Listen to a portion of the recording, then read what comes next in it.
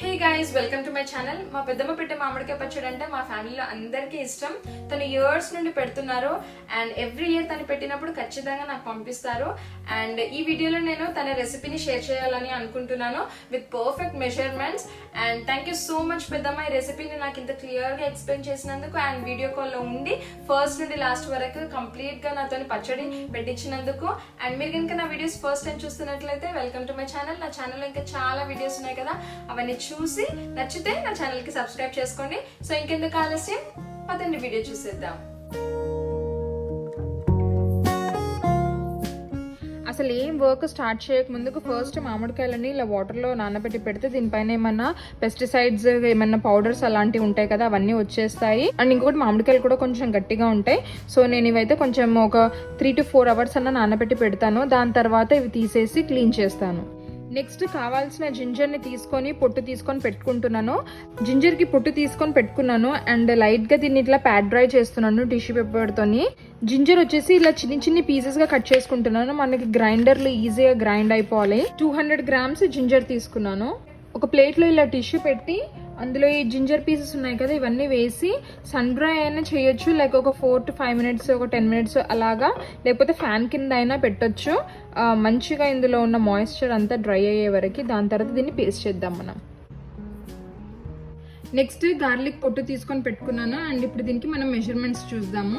200 grams of garlic తీసుకున్నాను and మన పచ్చడిలోకి అలాగే వేయడానికి కొన్ని చిన్ని గార్లిక్స్ ఇలా తీసుకొని పెట్టుకున్నాను. సో ఇవన్నీ కూడా కొంచెం లైట్గా నేను ఇప్పుడు ఎండలో పెడతాను, ఒక 5 minutes అంతే. ఏదైనా తడి ఉంటుంది పోతుందని చెప్పేసి. జీరా వచ్చేసి నాకు 20 grams కావాలి. సో నేను మెజర్మెంట్లో ఇప్పుడు చూసి తీసుకుంటున్నాను. 1 tablespoon అయింది ఇప్పటికి. సో 2 tablespoons వేస్తే 20 grams అయింది నాకు. ఇవి ఇలాగే వేయను, రోస్ట్ చేస్తాను. సో ఆ ప్రొసీజర్ కూడా నేను మీకు చూపిస్తాను. మస్టర్డ్ కూడా నాకు 20 grams కావాలి. దానికి ఎన్ని tablespoons వస్తాయో చూద్దాము. సో 1 tablespoon అయితే వేసాను అండ్ 1.75 అలా వచ్చింది నాకు. మేథీ సీడ్స్ వచ్చేసి మనకి 10 grams కావాలి. సో 1/2 tablespoonకి కొంచెం ఎక్కువ వచ్చినట్టుగా. కారం వచ్చేసి 150 grams తీసుకుంటున్నాను. ఎక్స్ట్రా హాట్ చిల్లీ పౌడర్ ఉంటుంది కదా, అలాంటిది కాకుండా మీడియంది తీసుకుంటున్నాను. ఉప్పు వచ్చేసి మనకి 200 grams కావాలి. 200 grams ఉప్పు తీసుకున్నాను. మనం మెజర్ చేసుకొని పెట్టుకున్నాం కదా జీరా, అది వేసాను అండ్ చిన్ని ఫ్లేమ్లో మంచిగా రోస్ట్ చేస్తున్నాను. టైం తీసుకొని హడావిడిగా కొంచెం పెద్ద ఫ్లేమ్లో పెట్టేసి చేసేస్తే ఇవి తొందరగా బ్రౌన్ అయిపోతాయి అండ్ ఫ్లేవర్ అంతగా బయటికి రాదు. జీరా మంచిగా రోస్ట్ అయిపోయింది అండ్ నాకు ఫ్లేవర్ వస్తుంది. ఈ టైంలో నేను ఇప్పుడు ట్రాన్స్ఫర్ చేస్తాను మళ్ళీ బౌల్లోకి. నెక్స్ట్ మెంతులు రోస్ట్ చేస్తున్నాను. మెంతులు కూడా మంచిగా రోస్ట్ అయిపోయాయి. ఇప్పుడు నేను దీన్ని మళ్ళీ బౌల్లోకి తీసుకుంటాను. ఈ 2 ingredients ఇప్పుడు వేడిగా ఉన్నాయి కదా, ఇలాగే మనం గ్రైండ్ చేస్తే ఇందులో మాయిశ్చర్ డెవలప్ అవ్వచ్చు. సో కొంచెం కూల్ అయిన తర్వాత దీన్ని నేను గ్రైండ్ చేస్తాను. మామిడికాయలు ఇప్పుడు వాటర్లో నుండి తీసి ఇలా నీట్గా క్లీన్ చేస్తున్నాను అండ్ ఈ పార్ట్లో మంచిగా డ్రై అయ్యేలాగా చూస్తాను. అండ్ దాని తర్వాత దీన్ని పీసెస్ కట్ చేయాలి. పీసెస్ కట్ చేసుకొని పెట్టుకున్నాము. జీలకర్ర, మెంతులు, ఆవాలు ఇప్పుడు నేను మిక్సీ వేసుకుంటున్నాను ఫైన్ పౌడర్ లాగా. అండ్ జార్ మంచిగా డ్రైగా ఉందా లేదో చూసుకోవాలి. అండ్ నెక్స్ట్ ఇవన్నీ ఒకటేసారి వేసేస్తున్నాను నేను. ఎక్కువ క్వాంటిటీ చేస్తారు కదా, చాలా లైక్ 25-50 మ్యాంగోస్ని యూజ్ చేసి, అప్పుడు అయితే వాళ్ళు ఒక్కొక్కటిగా సపరేట్గా చేసుకోవచ్చు. నేనైతే కొంచెం క్వాంటిటీ చేస్తున్నాను కాబట్టి అన్నీ ఒకటేసారి వేసి ఫైన్ పౌడర్ చేసుకుంటాను. జీలకర్ర, మెంతులు, ఆవాలు పౌడర్ చేశాను కదా, సో దాని తర్వాత జింజర్ గార్లిక్ పేస్ట్ చేస్తున్నాను. సో ఇది గార్లిక్ మంచిగా స్మూత్గా గ్రైండ్ అవ్వట్లేదు. సో దానికోసం కొంచెం సాల్ట్ వేస్తున్నాను ఇందులో. మనం మెజర్మెంట్కి తీసుకున్నాం కదా, అదే సాల్ట్ మాత్రమే యూజ్ చేస్తున్నాను, ఎక్స్ట్రా అస్సలు ఏది వేయట్లేదు. ఇది వచ్చేసి 1/3 cup 80 ml అనమాట. ఇది దీంతోనే 5 cups తీసుకుంటున్నాను. అంటే నాకు 400 ml ఆఫ్ పీనట్ ఆయిల్ కావాలి. ఇప్పుడు ఇది ఇందులో 5 cups తీసుకుని నేను వేడి చేస్తున్నాను. ఆయిల్ మంచిగా హీట్ అయ్యే వరకు వేడి చేసుకుంటాను. అంటే మనకి లైట్గా పొగ కూడా కనిపిస్తుంది, అప్పటి వరకు హీట్ చేస్తాను. సో ఫైనల్గా అన్ని గ్రైండ్ చేసిన తర్వాత పేస్ట్ చేసి పెట్టుకున్న తర్వాత ఇన్ని ఇంగ్రీడియంట్స్ మిగిలాయి. అండ్ ఆయిల్ వేడెక్కుతుంది. ఇప్పుడు నెక్స్ట్ ప్రొసీజర్ ఫాస్ట్గా అయిపోతుంది అండ్ మన పికిల్ రెడీ అయిపోతుంది. వెయిట్ చేసి చూద్దాం. నూనె వేడెక్కుతుంది అండ్ పొగలు వస్తున్నాయి. అండ్ ఇప్పుడు ఈ స్టేజ్లో నేను దీన్ని ఆఫ్ చేసేస్తున్నాను. ఇప్పుడు ఒక బౌల్లో 2 టీ స్పూన్స్ జీరా తీసుకుంటున్నాను, 2 teaspoons mustard, 1/2 teaspoon మెంతులు తీసుకుంటున్నాను. ఇప్పుడు వీటన్నిటిని రెడీగా పెట్టుకున్నాను కదా అండ్ ఆయిల్ వేడెక్కింది కదా, వేడి ఆయిల్ని ఇందులో వేస్తున్నాను. ఇప్పుడు నేను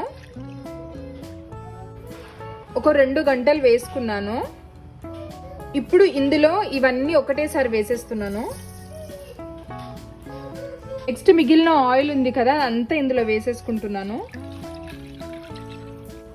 నెక్స్ట్ మనం జింజర్ గార్లిక్ పేస్ట్ చేసుకొని పెట్టుకున్నాం కదా, ఇదే ఆయిల్లో వేడిగా ఉంది కదా ఆయిల్, ఎక్కువ వేడిగా ఉన్నప్పుడు వేయకూడదు అండ్ పచ్చడి నల్లగా కనిపిస్తుంది. సో మంచిగా వామ్గా ఉన్నప్పుడే వేయాలి ఇది. నెక్స్ట్ ఈ జింజర్ గార్లిక్ పేస్ట్ ఇందులో కలుపుతున్నాను. నెక్స్ట్ ఇందులో 2 టీ స్పూన్స్ పసుపు యాడ్ చేస్తున్నాను.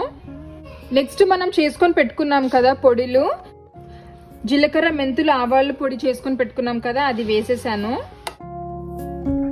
నెక్స్ట్ ఇందులో కారం వేస్తున్నాను, ఉప్పు యాడ్ చేస్తున్నాను. ఇది మిగిలిన ఉప్పు, మనం కొంచెం జింజర్ గార్లిక్ పేస్ట్లో యాడ్ చేసాం కదా అది మిగిలిన ఉప్పు ఇది. అండ్ నెక్స్ట్ మనం పీల్ చేసుకొని పెట్టుకున్నాం కదా చిన్ని గార్లిక్స్, అవి కూడా వేసేస్తున్నాను. చాలా ఎక్కువ క్వాంటిటీలో చేస్తారు కదా వాళ్ళైతే 2 బౌల్స్లో సపరేట్గా పౌడర్స్ అండ్ ముక్కలు అన్నీ వేసి సపరేట్గా కలుపుతారు. అండ్ ఈ లిక్విడ్ ఉంది కదా ginger garlic paste and oil, ఇది దాంట్లో యాడ్ చేస్తారు. నేను చేసేది కొంచెం క్వాంటిటీ కాబట్టి నేను అన్ని ఇలాగా వేసి మిక్స్ చేసేస్తున్నాను. ఇప్పుడు ముక్కలు యాడ్ చేస్తున్నాను.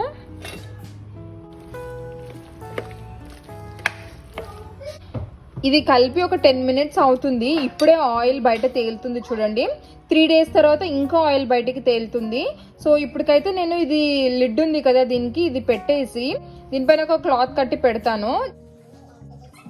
ఇట్లా కట్టడం వల్ల ఇన్సెక్ట్స్ ఏమీ లోపల పోవు. 3 డేస్ వరకు మనం చూడం కదా దీన్ని, అందుకని ఇలా కట్టాను. సైడ్ నుండి చూడండి దీన్ని నేను ఎలా కట్టాను. ఓవెన్లో పెట్టాను దీన్ని నేను కింద షెల్ఫ్లో, లైక్ హీట్ ఎక్కువ తగలకుండా. అండ్ ఇది వచ్చేసి నేను లైట్ ఏమో ఆన్ చేయను, చీకట్గా ఉంటుంది కదా, సో ఇక్కడ పెట్టాను నేను ఇప్పుడు ప్రస్తుతానికి దీన్ని. సరే ఈ పికిల్కి నేను యూజ్ చేసిన టిష్యూస్ చూడండి, అస్సలు తడి ఉండకూడదు అని, మళ్ళీ ఇంత కష్టపడి వేస్ట్ అవుతుందని చెప్పి తుడిచి ప్రతి ప్లేటు స్పూను బౌల్స్ అన్ని తుడిచి చేశాను. 3 డేస్ అయింది. ఇప్పుడు నేను దీన్ని ఓపెన్ చేసి చూస్తున్నాను. సో సాలిడ్స్ అంతా కిందికి వెళ్ళిపోయి ఆయిల్ మంచిగా పైకి తేలింది. ఇది ఆఫ్టర్ 3 డేస్ తర్వాత ఓపెన్ చేయగానే నాకు స్మెల్ అయితే చాలా బాగా వచ్చింది. సో ఇప్పుడు చూడండి ఇదో కన్సిస్టెన్సీ. ఫస్ట్ నేను కొంచెం టేస్ట్ చూస్తాను, దాని తర్వాత నేను ఒక జార్లోకి తీసుకొని పెట్టుకుంటాను. నాకు ఇంకా ఆయిల్ ఎక్స్ట్రా అవసరం లేదనిపిస్తుంది. అండ్ ఇంకొకటి సాల్ట్ కారం అంతా పర్ఫెక్ట్గా సరిపోయింది, నేను ఇంకేం యాడ్ చేయట్లేదు. ఇప్పుడు నేను ఈ జార్లోకి ట్రాన్స్ఫర్ చేసుకొని పెట్టుకుంటాను. ఇది మనం పెట్టిన పచ్చడి, ఇది మా పెద్దమ్మ పంపించిన పచ్చడి.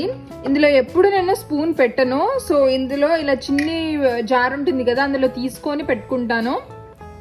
ఇది అయిపోయిన తర్వాత ట్రాన్స్ఫర్ చేస్తూ ఉంటాను. అండ్ ఇందులో కూడా నేను ఏం స్పూన్స్ పెట్టాలని అనుకోవట్లేదు. గ్లాస్ జార్లో అండ్ ఎయిర్ టైట్ లిడ్ పెట్టి క్లోజ్ చేస్తాను దీన్ని. ఇప్పుడు నేను ఈ పచ్చడి చేస్తున్నప్పటి నుండి నేను దీనికోసమే వెయిట్ చేస్తున్నాను, ఇలా తినాలని.